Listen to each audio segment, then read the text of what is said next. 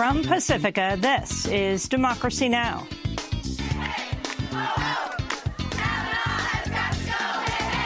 I think everyone's judged on their whole life. I'm a good person. I've led a good life. I've tried to do a lot of good for a lot of people. At least 128 people are arrested protesting Supreme Court nominee Brett Kavanaugh Monday, who's been accused of sexual assault by two women, as Kavanaugh and his wife sat down for an unprecedented interview on Fox and denied the allegation. We'll get response from Tarana Burke, founder of the Me Too movement, who helped call for the national walkout. We'll also speak with independent journalist Marcy Wheeler about accusations against Kavanaugh and the drama that unfolded Monday when it appeared Deputy Attorney General Rod Rosenstein had resigned. For about 2 hours, we didn't know whether we had an acting attorney general overseeing the Mueller probe. And that freaked everyone out because we assumed that the probe was dead. Tune in Thursday to see whether Rosenstein gets fired and whether Brett Kavanaugh talks about using cigars as a sex toy. Then to Puerto Rico, as President Trump denies Hurricane Maria and its aftermath killed thousands. He also says he won't support statehood for the island as long as the San Juan mayor is in office. With a mayor of San Juan as bad as she is and as incompetent as she is, Puerto Rico shouldn't be talking about statehood until they get some people that really know what they're doing. With people like that involved in Puerto Rico, I would be an absolute no. If you had people like the mayor of San Juan, whatever her name may be, she is a horror show. We'll get response from Naomi Klein, who says there's nothing natural about Puerto Rico's disaster. Her book, The Battle for Paradise, Puerto Rico Takes on the Disaster Capitalists. She's now a professor at Rutgers University. All that and more coming up.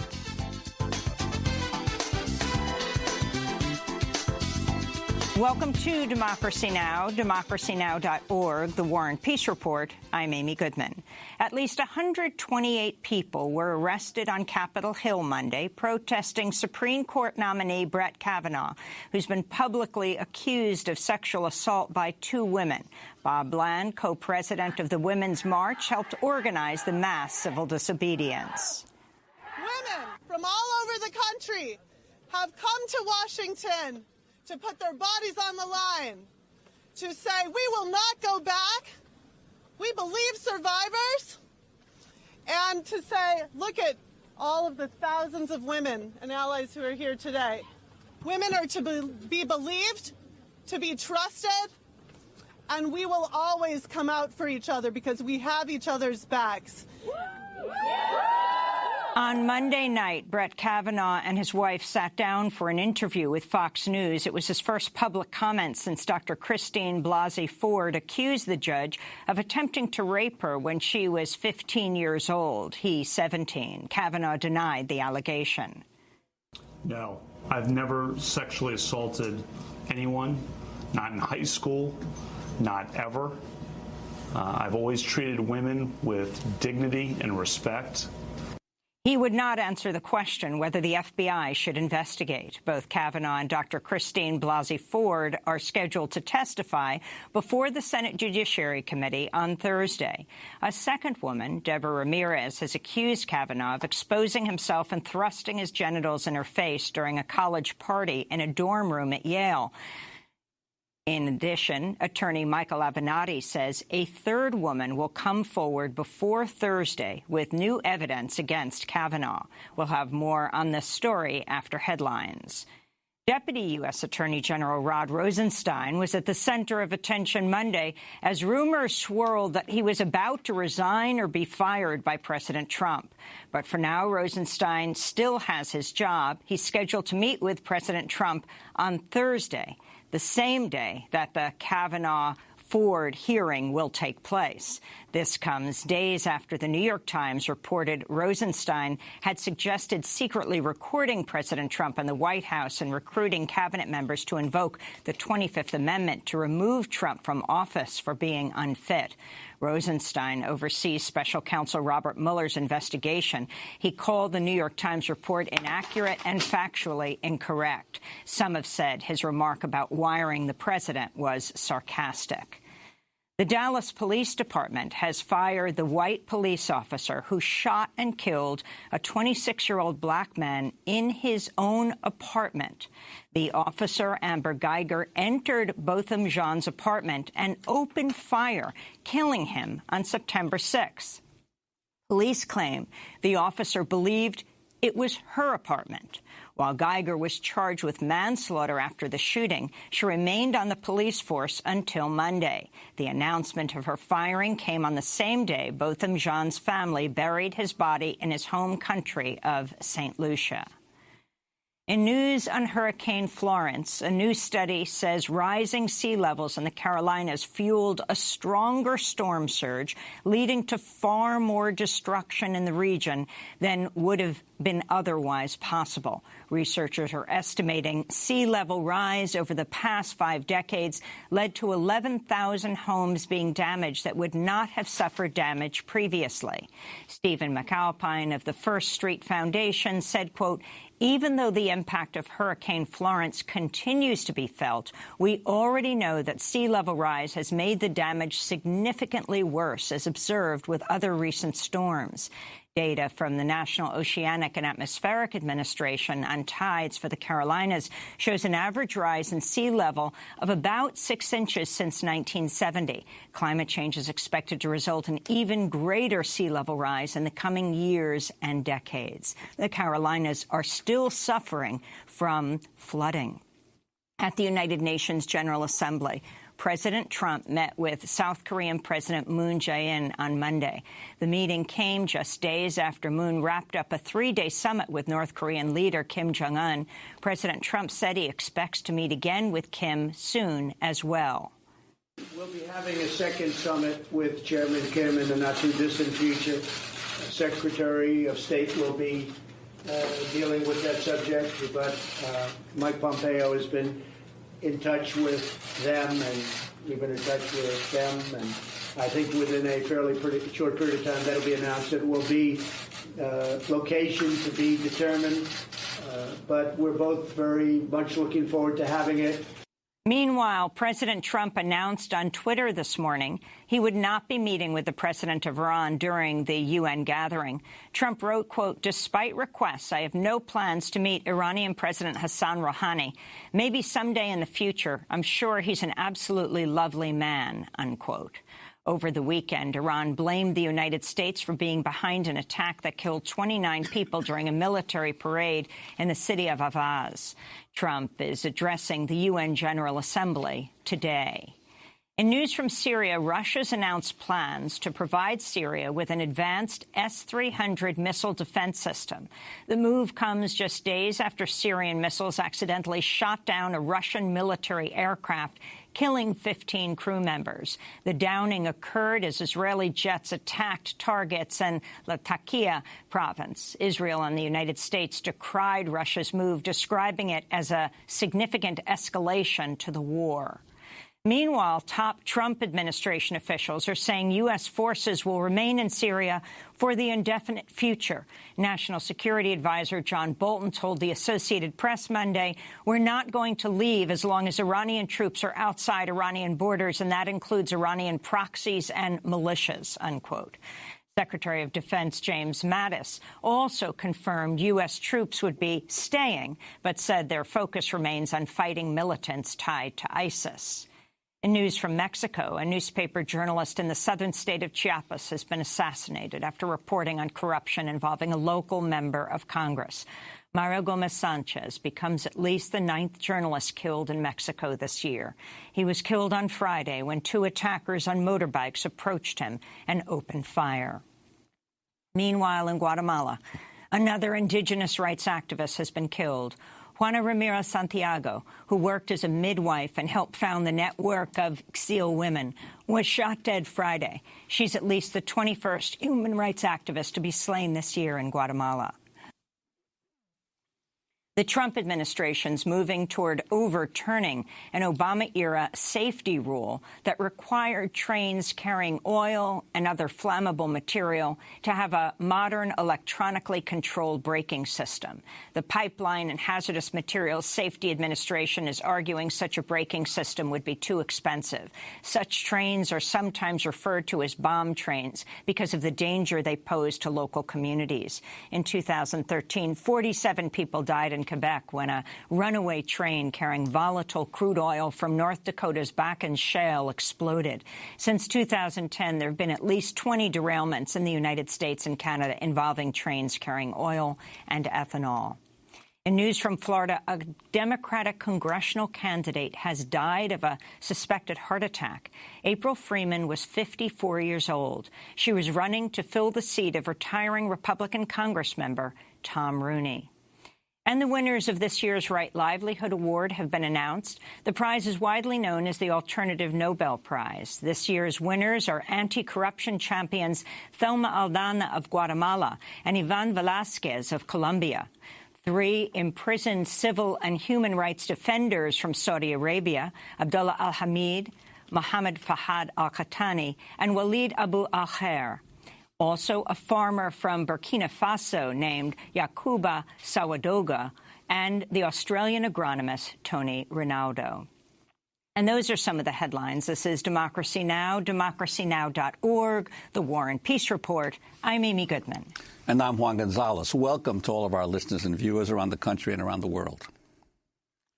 We turn now to new accusations of sexual assault against President Trump's Supreme Court nominee, Brett Kavanaugh, and the growing resistance to his confirmation. At least 128 people were arrested on Capitol Hill Monday protesting Kavanaugh, who has been publicly accused of sexual misconduct by 2 women, Dr. Christine Blasey Ford and Deborah Ramirez. This is Tarana Burke, founder of the Me Too movement, who called for the National Walkout Monday in solidarity with survivors of sexual violence. Dr. Blasey Ford, like Professor Anita Hill before you, we applaud you and your courage. We stand with you, and we will not let your labor be in vain. In a minute, we'll be joined by Tarana Burke in D.C. On Monday night, Brett Kavanaugh and his wife sat down for an unprecedented interview with Fox News. It was his first public comment since Dr. Christine Blasey Ford accused the judge of attempting to rape her when she was 15 years old. Kavanaugh denied the allegation. We're looking for a fair process where I can be heard and defend my integrity, my lifelong record of promoting dignity and equality for women, starting with the women who knew me when I was 14 years old. I'm not going anywhere. I'm not going to let false accusations drive me out of this process.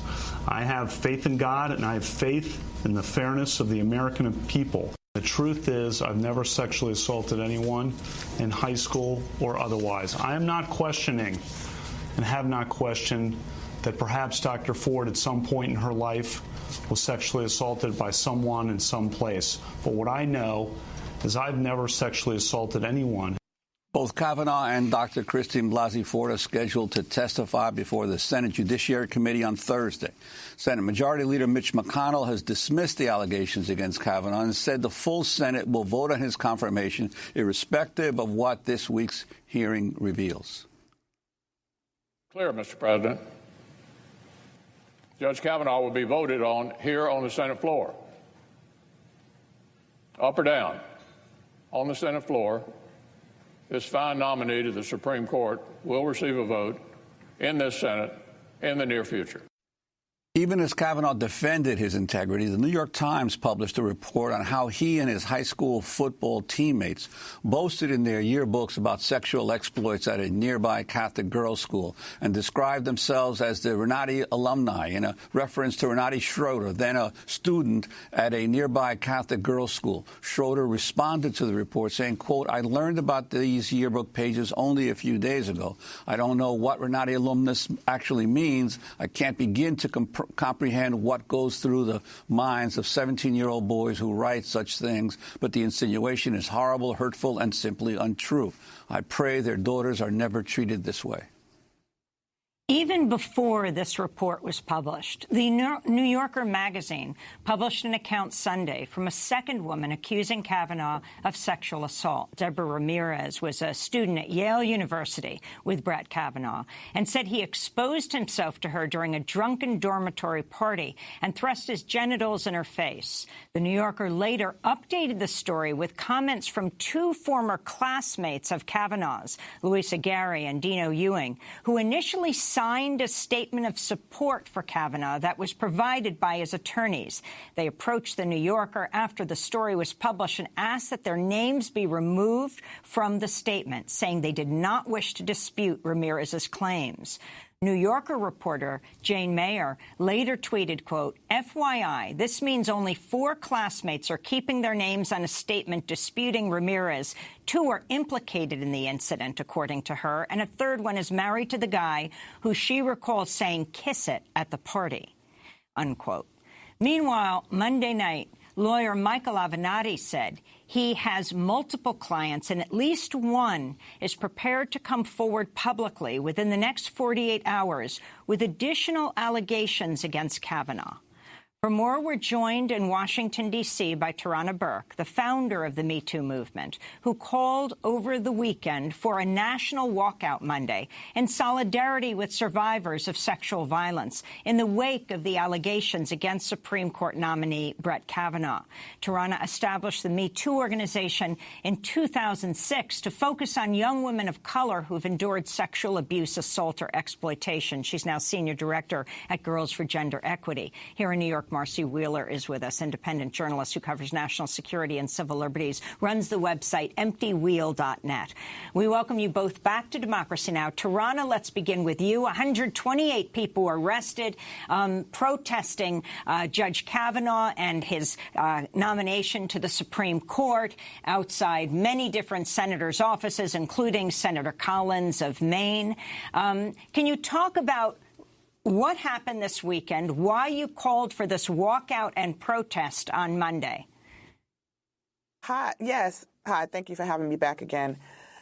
We thought it was really important to have a show of support for, initially when there was the arbitrary deadline set for Dr. Blasey Ford to come forward and make a decision about whether or not she was going to testify.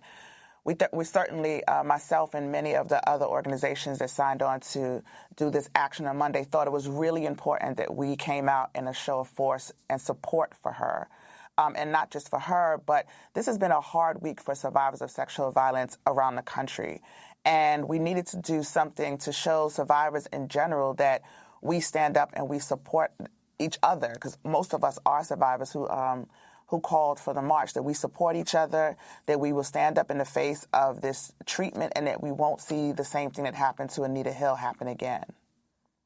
Tarana Burke, were you surprised by the turnout, not just in D.C., but around the country to your call? And also, could you respond to this questions that have been raised by some in the Senate about why these women that are raising these allegations took so long to come out and raise them?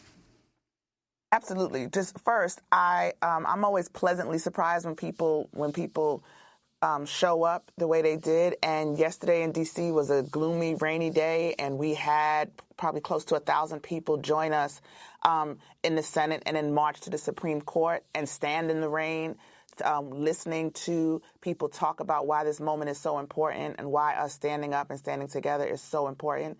So, yes, I was so pleasantly surprised at the turnout. So many people showed up via social media. There were actions in New York and in California and in other places around the country that I think show just how important this issue is to so many of us. This is a time for us to not just show up via a viral hashtag, but in person with our feet to the street to say that we won't be treated this way and we won't stand for another survivor to be treated this way. I'd like to go back to the specific comment that President Trump made that led to the hashtag Why I Didn't Report. Trump tweeted early Friday, quote, "I have no doubt that if the attack on Dr. Ford was as bad as she says, charges would have been immediately filed with local law enforcement authorities by either her or her loving parents. I ask she bring those filings forward so we can learn date, time, and place," Trump said. Republican Senator Susan Collins from Maine, a key vote in Kavanaugh's Supreme Court nomination, was later asked to respond to Trump's tweet. I was appalled by the president's tweet. First of all, we know that allegations of sexual assault, I'm not saying that's what happened in this case, but we know that allegations of sexual assault are one of the most unreported crimes that exist. So I thought that the president's tweet was completely inappropriate and wrong. That's Maine Senator Susan Collins. Tarana, would you like to respond?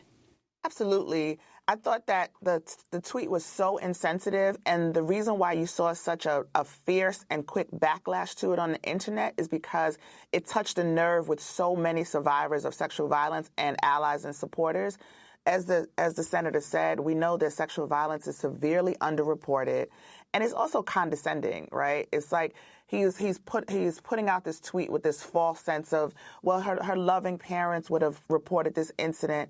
We're talking about a 15-year-old girl at a party with older boys 36 years ago who probably left that party feeling shameful, feeling confused about what she experienced, and any number of emotions that would cause her not to report the incident. And that's why so many people came forward to talk about their own reasons for not reporting, including myself. There's so many things that are attributed to the survivor in cases of sexual violence that to say something like that just shows his deep insensitivity. But it also shows what is a widely held belief about sexual violence in this country. And I'm not glad that he said it at all, but it did give us an opportunity to push back and sort of educate the public about the realities of what it is to be a survivor of sexual violence. Well, the hearing that we'll be seeing on Thursday in the Senate Judiciary Committee harkens back to the Anita Hill hearings and against Clarence Thomas when he was nominated to the Supreme Court. Do you think much has changed, or what in your view has changed in the country since then? You know, it's really shameful. I was a freshman in college during the Anita Hill hearings, and I remember it very, very well. It left a mark on me as a young woman, a young black woman, and it's really shameful for America. It's not our shame. I think it's really shameful for the United States government that we are back here 27 years later with little evidence that anything has changed. I mean, you have some of the same people, the same Orrin Hatch, who was on Anita Hill's, the Senate Judiciary Committee during Anita Hill's hearing, saying some similar things, talking about Dr. Blasey Ford must be confused. It really is sad that we haven't learned enough in this country. And this is why Me Too took off. This is why I Didn't Report took off, because there really is a gap in the understanding of the life cycle of survivors of sexual violence widely across, I think, in the pop culture in general, in the country in general, but certainly in our government. I want to go to Media Matters senior fellow Matthew Gertz, who tweeted on Monday. He was talking about William Schein. He said, quote, White House comms director accused of covering up sexual misconduct at Fox chooses Fox host who defended network's leading perpetrator of sexual misconduct to interview SCOTUS nominee accused of sexual misconduct, who was picked by president accused of sexual misconduct. That is the tweet. William Schein, the current White House Deputy Chief of Staff for Communications, former co-president of Fox News. Let me bring Marcy Wheeler into this discussion at this point to respond to this and this unprecedented moment where the Supreme Court nominee sits down with his wife, Ashley, for a Fox interview. Interestingly enough, when the interviewer asked him, would you call for an FBI investigation, of course, he skirted this. Well, actually, the interviewer asked his wife first, and he interrupted and didn't let her answer and skirted the answer. So it's another example where it's not sexual assault, but it's a clear sign that he doesn't respect women. He doesn't want women to have their own autonomy to answer the basic questions. Mm-hmm. And then, of course, going to the issue of an investigation. If he, as he said throughout, this never happened, why not say, sure, let the FBI investigate? It'll just prove my point. Well, the other thing is he kept repeating over and over again, I've never committed sexual assault. I really feel like we're headed towards what's the definition? It depends on what the definition of sexual assault is. Just, as Clinton tried to get away with, it depends on what the definition of it is. Because I can imagine him saying, well, sticking my penis in a woman's face is not sexual assault because no vaginal contact happened.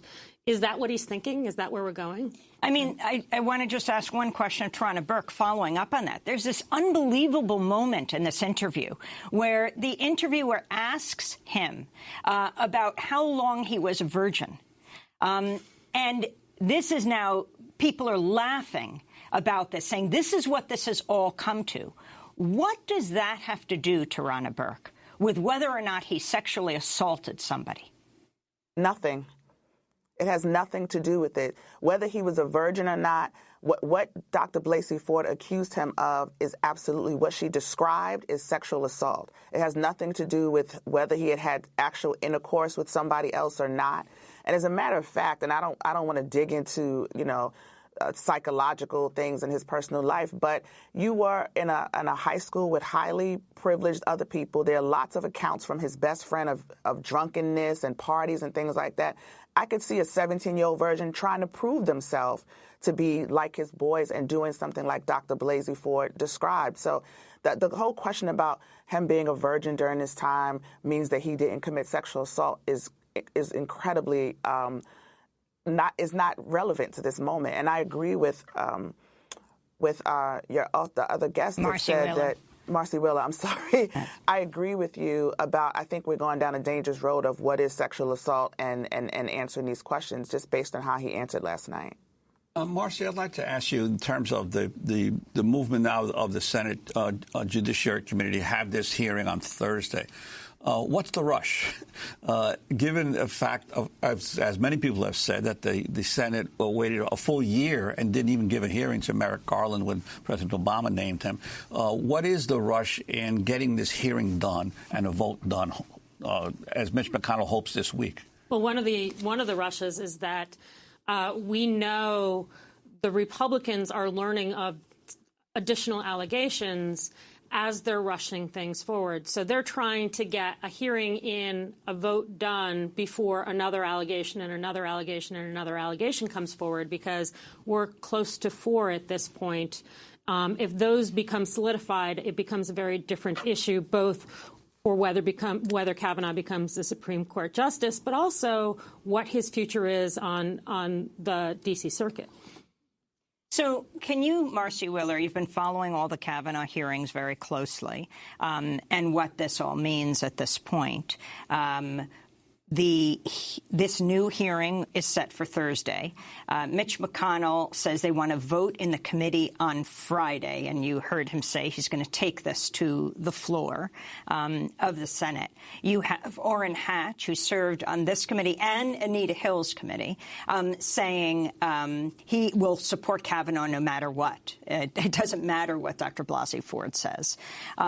Your thoughts on just where this is headed, and this being just 5-6 weeks before the midterm elections? I think it's a game of chicken between Mitch McConnell and Senator Collins and Senator Murkowski, because both of those women appear to be taking these allegations very seriously, as well as the rest of Kavanaugh's record. I mean, there are other parts of Kavanaugh's record which are troublesome. He still won't say what he defines as abortion, whether he defines birth control as abortion, for example. And I think that goes to the issue. He refused to look in his emails to see whether he had received sexually explicit emails from Judge Kaczynski. So Judge Kaczynski, the judge who was forced to retire last December, a longtime mentor of his, and so because of sexual harassment. So he was asked repeatedly, were you party to these sexually explicit emails? And he just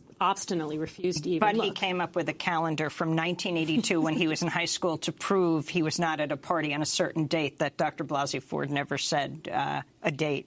Right, and won't look at emails from last year. So I think these things are all becoming an issue. And if McConnell moves it to the floor of the Senate immediately, then the focus becomes those two women and whether they're going to vote against Kavanaugh and against their party to defeat this nomination. And again, it's a rush. I think that they are trying to rush out ahead of other allegations. I think they're trying to rush out before we take a step back and put the entire picture together. Because, again, these sexual assault allegations are very much a party with other pieces of evidence that Judge Kavanaugh both doesn't respect women and doesn't tell the truth. Finally, if Kavanaugh doesn't get the nod to be Supreme Court Justice, he remains on the federal bench. Should he be impeached? I think we're going to hear those questions going forward, particularly depending on what happens in the election and whether Democrats take the House and Senate. Well, we want to thank you both for being with us. Tarana Burke, founder of the Me Too movement, usually in New York, but now in Washington. She participated in the mass protests against Brett Kavanaugh in Washington. But they were not only there, they were all over the country. Marcy Wheeler, we'd like to ask you to stay with us to talk about Rod Rosenstein, another major controversy that's brewing. Marcy Wheeler with EmptyWheel.net. Then we'll be joined by, well, now Rutgers University professor Naomi Klein, to speak along with Juan Gonzalez about what's happening in Puerto Rico right now and President Trump's latest comment that he won't support statehood until the San Juan mayor is out. Stay with us.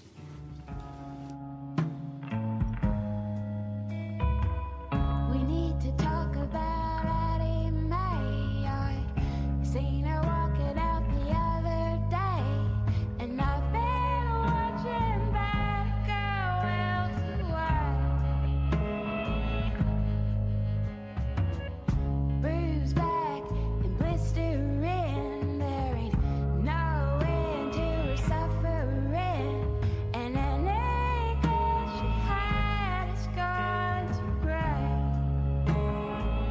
It's a howling shame, a howling shame.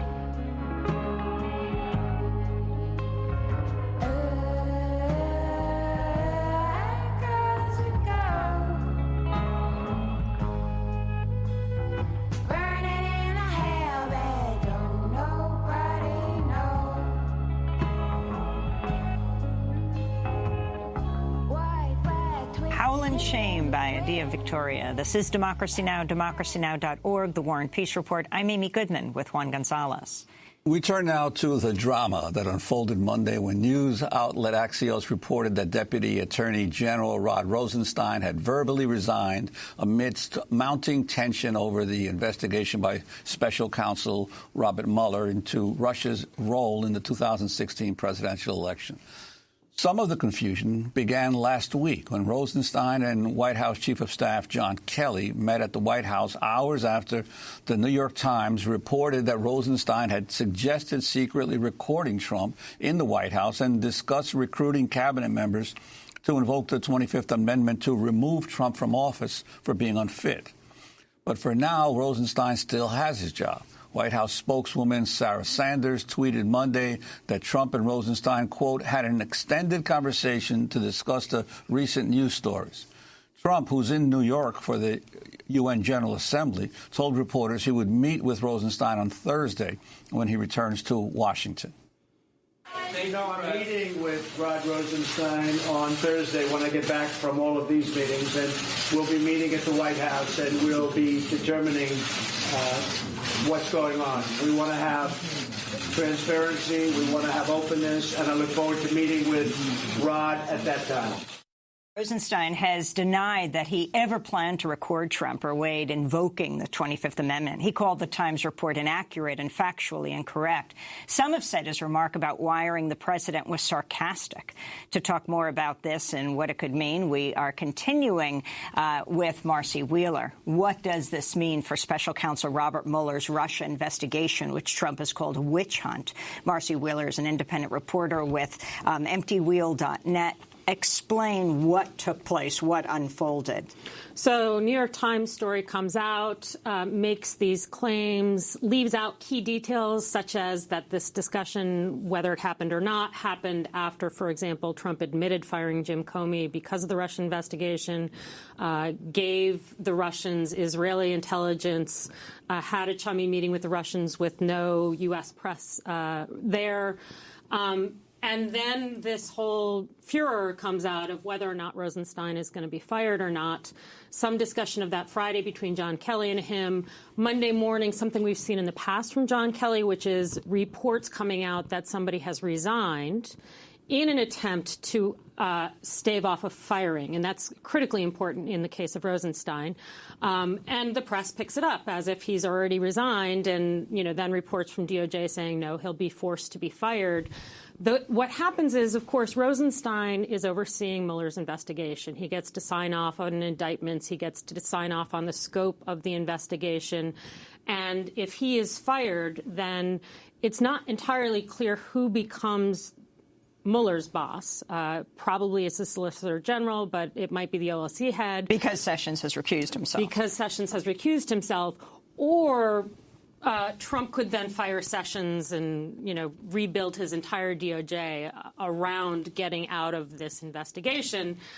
Who knows? We don't know what's going to happen. But the key point is, if Rosenstein resigns, Trump has more flexibility about who oversees Mueller. If he is fired, then if he resigns, he can hold. He can put in someone for 8 months without them being approved by Congress. But if he's fired, then you go to the line of succession. So then you have the very conservative Solicitor General, who's not a big fan of special counsel investigations, but who does believe that under certain circumstances the president can be criminally investigated. But then there are questions as to whether the Solicitor General would have to recuse himself. Why? Because he worked for the Trump campaign, Jones Day. So there's a conflict with Trump's one-time defense attorney and with the Solicitor General's pastime. So then it would go to the OLC head. But now you've also tweeted that Robert Mueller, who appears to be one step ahead of everyone, may have already factored this into what might happen and may already have developed a plan for rolling out future indictments. Yeah, I mean, three things. One is they have known that they're under threat of this happening for a year. And therefore, it's clear they are thinking about succession patterns.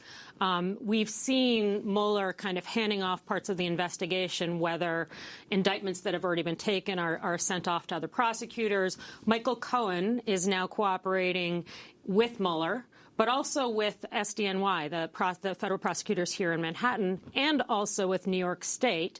And all of those are investigations that would target Trump, and only the Mueller investigation would be affected directly by a Rosenstein firing. And then the question you got to ask is, if you could decide who would make better use of a 3-day warning that Rosenstein was going to get fired, would your money go on Trump or would it go on Robert Mueller? I mean, he's got 3 days to put into place plans of what's going to happen if Rosenstein is fired on Thursday. I think that once Mueller got Paul Manafort's testimony locked in, which happened about 10 days ago, I think to some degree it was too late for Trump to really completely undermine this investigation. And do you think he did that because he was afraid something like this could happen? Well, I think the timing of that was largely dictated by Manafort's second trial coming up. And by whatever else the prosecutors showed him about what was coming down the pike on the conspiracy case in chief. But regardless, back in January, Trump was telling people, I'm safe because Paul Manafort is not going to flip on me. Paul Manafort has now flipped on him.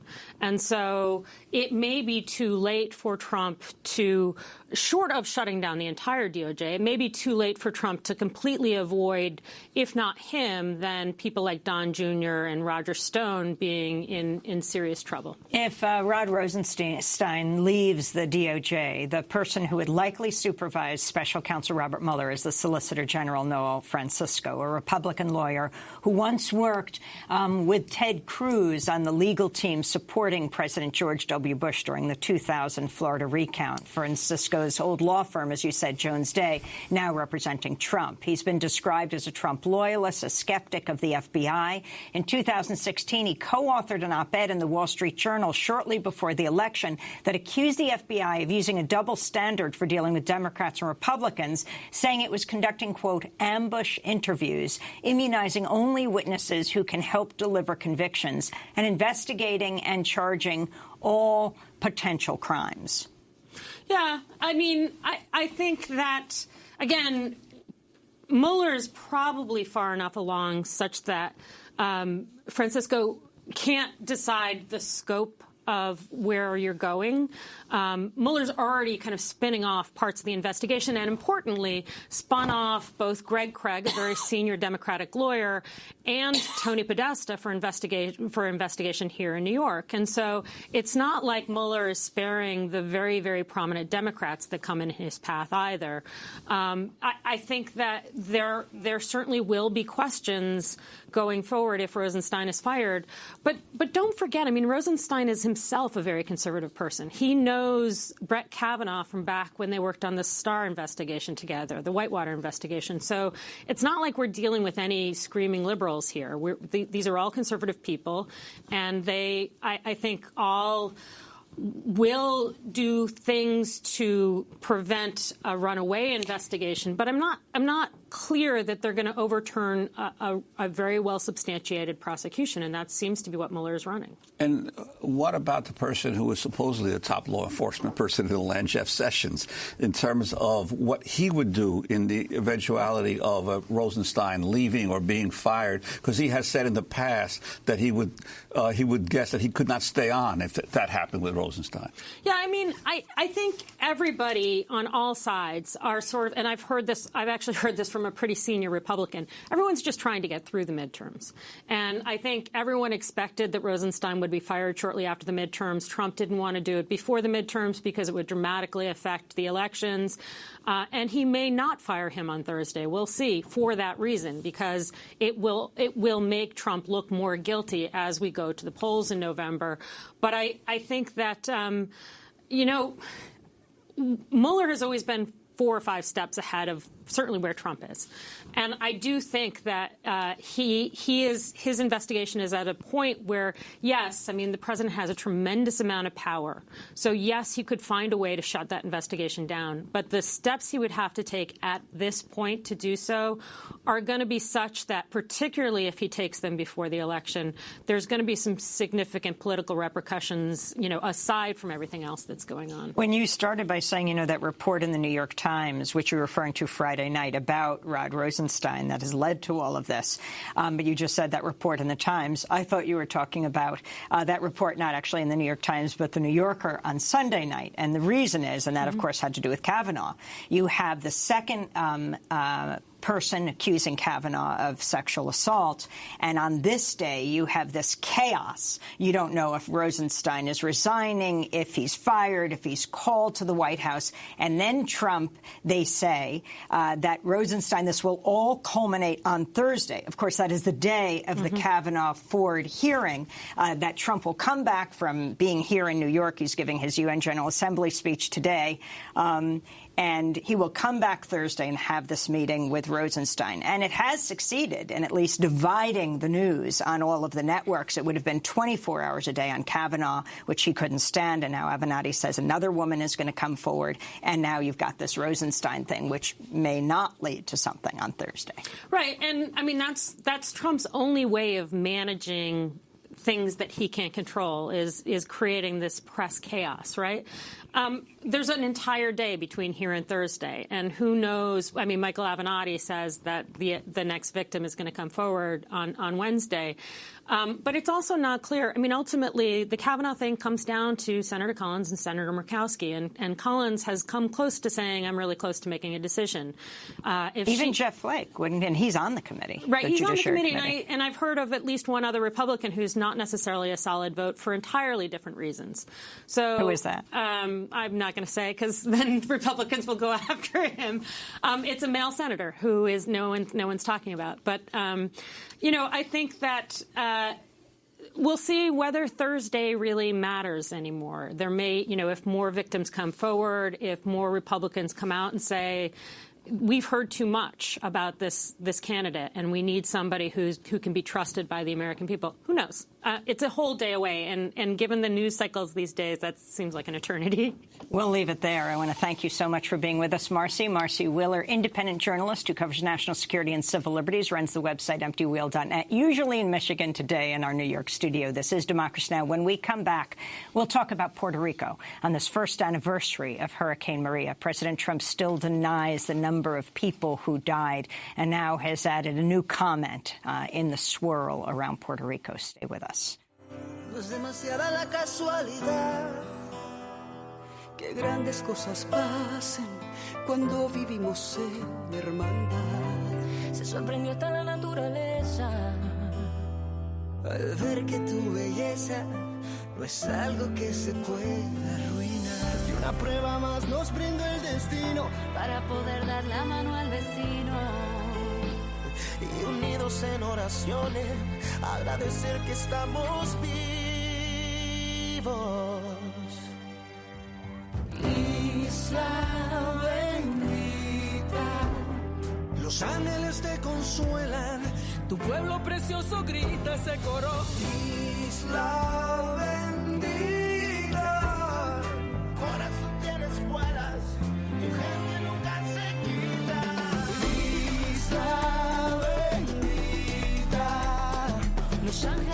Isla Bendita, Blessed Island, sung by many Latin artists, including Juan Luis Guerra and Luis Fonsi, to raise funds for Hurricane Maria victims in Puerto Rico. This is Democracy Now! I'm Amy Goodman with Juan Gonzalez.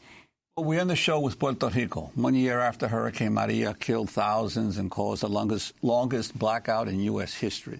Last week, President Trump generated widespread criticism when he falsely claimed on Twitter 3,000 people did not die in 2 hurricanes that hit Puerto Rico. When I left the island after the storm had hit, they had anywhere from 6 to 18 deaths. As time went by, it did not go up by much. Then a long time later, they started to report really large numbers, like 3,000.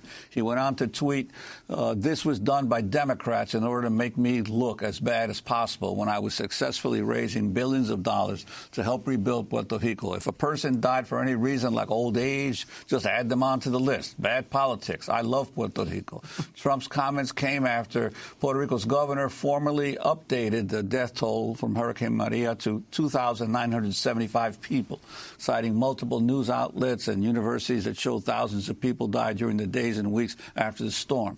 A Harvard study estimated the death toll may have topped 4,600. Meanwhile, on Monday, President Trump declared himself an absolute no on statehood for Puerto Rico as long as San Juan's mayor, Carmen Yulín Cruz, is in office. Cruz has been a major critic of President Trump's response to Maria. Trump spoke in an interview with Geraldo Rivera in Cleveland. With a mayor of San Juan as bad as she is and as incompetent as she is, Puerto Rico shouldn't be talking about statehood until they get some people that really know what they're doing. With people like that involved in Puerto Rico, I would be an absolute no. If you had people like the mayor of San Juan, whatever her name may be, she is a horror show. She was so bad and so disrespectful to our military, to our first responders, and to our great FEMA people who did a phenomenal job. Well, for more, we're joined by Naomi Klein, author of the book The Battle for Paradise. Puerto Rico takes on the disaster capitalist. She's senior correspondent at The Intercept, where her recent articles headline, "There's Nothing Natural About Puerto Rico's Disaster." She's also the new inaugural Gloria Steinem Chair of Media, Culture, and Feminist Studies at Rutgers University in New Brunswick. Congratulations on your new post, Naomi, Professor Klein. And welcome back to Democracy Now! Naomi is joining us from Rutgers University in New Brunswick, where Juan also teaches. Yes, and we're delighted to have Naomi with us at Rutgers now, and also she's in my department as well in journalism and media studies. So speaking of journalism, media studies, and Puerto Rico, Naomi, why don't we begin with these two different controversies that President Trump has created by questioning the numbers of people who died in the aftermath of Hurricane Maria, and then saying he would never support statehood as long as Mayor Cruz is the San Juan mayor. Absolutely, Amy and Juan, it's wonderful to be with you. I don't think we should be terribly surprised by the fact that Donald Trump is denying hard reality. He did this beginning on his very first day in office, denying the accounts of the size of the crowd, and he denies the reality of climate change. So he denies inconvenient facts, both small and large. And now he is denying the reality that Hurricane Maria was the catalyst for thousands of people losing their lives. You mentioned the 3,000 figure. Many Puerto Ricans are convinced that that is very low, that, at the end of the day, we're going to find out that the number could well be more than twice that. The accounting, he talks about old age and so on. This is absolutely not true. What these very credible studies have shown from several universities, and also now the government in Puerto Rico is saying that this is legitimate, is that people lost their lives for multiple reasons, not just the wind and the storm itself, but the total failure of the infrastructure. And maybe we can come back to that. But, people lost their lives because they weren't able to plug in life-saving medical equipment. They lost their lives because basic medicine was not available to them because the healthcare system collapsed. The whole public infrastructure of Puerto Rico collapsed. And that's not just about Trump. That is part of a bipartisan war that has been waged on the public sphere in Puerto Rico using the debt as the excuse. Now, when it comes to the attacks on the mayor of San Juan, it's really striking because many of the worst examples, the most lethal examples of the failure of relief efforts in Puerto Rico were outside of San Juan. I mean, not to say that things went well in San Juan, but, the world was introduced to Mayor Cruz because, she was wading through the waters trying to help people, a very different model of leadership than Donald Trump, waiting so long before going to Puerto Rico, then tossing paper towels, right? So he always saw her as a threat. But the worst accounts that we heard after the hurricane had to do with communities, that were more isolated, places like Ajuntas, Orikovitz, Mariana, where it was weeks before there was any visit from FEMA. And then when they finally, somebody came, they were offered Skittles and, Cheez-It crackers. So it wasn't, the worst, and it was months and months before places like Vieques got power at all. So this is really a distraction by focusing on Mayor Carmen Yulín Cruz. And it is, I think, really about him banking on the misogyny of his base. He has made it very clear the type of woman that he likes. These are women who stay silent and loyal for the most part. And he's trying to cast Mayor Cruz as, a loudmouth Latina woman who doesn't know her place. And he's hoping that this will be sufficient distraction from his own failures. Well, and Naomi, on that point, even Governor Ricky Rosselló, who is obviously in a different political party from Carmen Yulín Cruz, criticized the president's remarks toward the mayor. Interestingly, and this hasn't gotten much attention here in the United States, but there's apparently a federal grand jury has been convening in San Juan looking into alleged corruption within the San Juan municipal government. They've been taking testimony now for several days, and the press reports have started to surface. So not so surprisingly, suddenly the federal government is launching a corruption investigation into the San Juan mayor's office.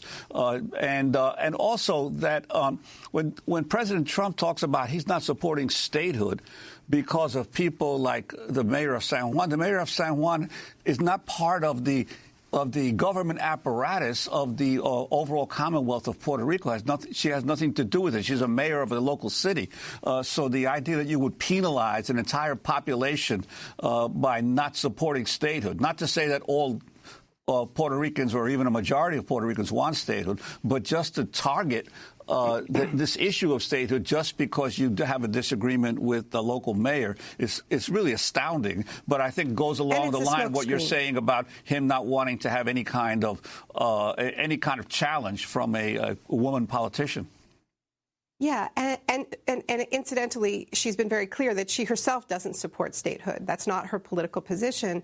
But I think, and I'd be interested in hearing your perspective on this, Juan. I also think that if we look at what has happened after the storm and also what was happening before, there's been this huge influx of hedge fund managers, cryptocurrency dudes who are flocking to Puerto Rico for part of the year, but establishing residency there to take advantage of this buffet of tax incentives that is being offered to them. They are able to pay no federal income tax, but they're also able to pay no tax on dividends, no tax on interest, no capital gains taxes. So it seems to me that the profitability of Puerto Rico for the very wealthy in the United States really has to do with its exceptionality, with its colonial status. So I think that may actually be the reason why Donald Trump isn't interested in statehood, perhaps. I wanted to turn to an event you went to, Juan, on Friday. You gave a keynote address at Rutgers Newark. And before that, Rutgers held a panel on the PROMESA Control Board and the debt crisis with a member of Puerto Rico's PROMESA Control Board, Arthur Gonzalez, from NYU Law School. He was joined by Natasha Orobanen from, her name is... Natasha Alicia. Yeah, Alicia Orobanen from Latino Justice Pearl Deaf. This is a part of their exchange. The board has publicly said on several occasions that their goal is to turn Puerto Rico into the Singapore or Hong Kong of the Caribbean. When did the board have said that? Members of the board have said that. And let's clarify. No, this is not. If you're going to say the board said something, you really need, I think, to try to be accurate. Well, members of the board said that in their capacity as a member of the board. Right, have said that. They've said that in public spaces, in their capacity as a member of the board, not in any individual capacity, have said, we want to make sure Puerto Rico becomes the Hong Kong of the Caribbean, the Singapore of the Caribbean. What does it mean to being a Singapore or Hong Kong of the Caribbean? Are we talking about an elitist space, a high wealth income space where only those that can afford to live there are able to live there, and where those who are poor being pushed out? I mean, I think that those are extremely problematic comments that signal what the vision of the board or members of the board have, that in their, and being entrusted by Congress to enact an economic vision is one that is not shared by 3.5 million individuals. So that's Natasha Orobanen from Latino Justice Pearl Deaf and Arthur Gonzalez, who's on the PROMESA Control Board. Juan, the significance of this? Arthur Gonzalez very rarely speaks in public, especially as a representative of the PROMESA Control Board. The fact that he was there and that he was willing to participate is allowed for people to be able to challenge some of the perspectives of the Control Board directly. And I raised the point that a huge report that the Control Board produced on August 20th about the roots of the financial crisis, that the Control Board never used the subpoena power, really, that they had, that Congress gave them, to call in these bankers and these other folks on the record to talk to find out what the possible corruption basis of a lot of the debt of Puerto Rico was. Instead, they relied on voluntary testimony. They took no transcripts of the interviews they did with over 120 people, and they didn't interview people under sworn testimony. So in reality, the report ends up being a whitewash. And I'd like to ask Naomi, in the little time that we have left, where do you think Puerto Rico goes from here? Well, Juan, as you know, the proceeds from the book Amy mentioned, The Battle for Paradise, all of it goes to an amazing political coalition in Puerto Rico called Junta Gente. People can look it up at juntagente.org. It's 60 organizations that have been fighting austerity, privatization, and also advancing a very different economic and political vision for the islands that is really grounded in deep sovereignty. So not only political sovereignty, but food sovereignty, water sovereignty, energy sovereignty, a transition and a response to Maria that treats it like the wake-up call that it should be, so that the way in which Puerto Rico recovers actually get at the root causes for its vulnerability. So that we want to thank you, Naomi, for being with us. That does it for the show. I'm Amy Goodman with Juan Gonzalez.